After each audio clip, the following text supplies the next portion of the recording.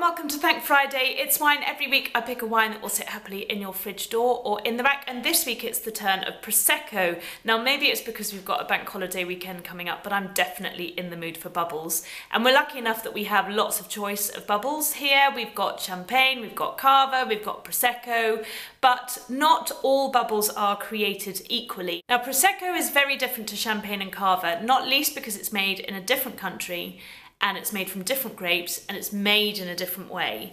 So it comes from Italy, from the northeast of Italy, across the Veneto and Friuli regions, so not far from Venice. It's made from the Glera grape, mostly, that needs to make up the majority of the blend. And the way it's made is you get a wine, it's put in a big tank, and then the second fermentation creates bubbles. The second fermentation happens in a big tank rather than in a bottle as it would for cava and champagne.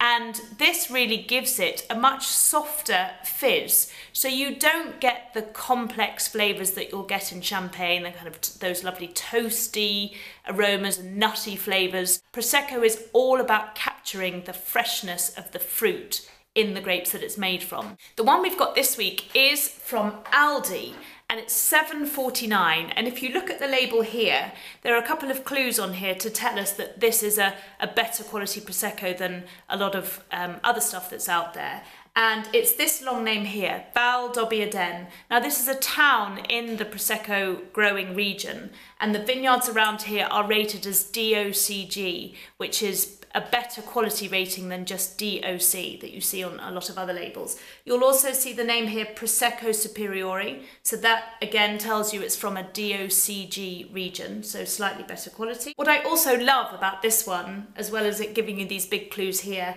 is that it looks really nice. Call me shallow, but I quite like my wines to have a nice label with them. But more importantly, how does it taste? Because as we know, we shouldn't go on looks alone. Now this one here, if we have a sniff of this, straight away, as I was saying about that simple, fresh, fruity character, this is all about orchard fruit. So there's pears and apples in here. And if we taste it,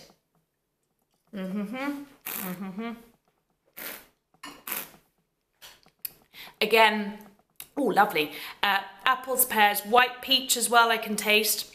And in fact, that white peach makes me think straight away of Bellinis. Prosecco is the base for a Bellini. Now, the beauty of Prosecco, as I said, is it's really easy to drink, but luckily it's naturally a bit lighter in alcohol. So Prosecco is normally around 11%.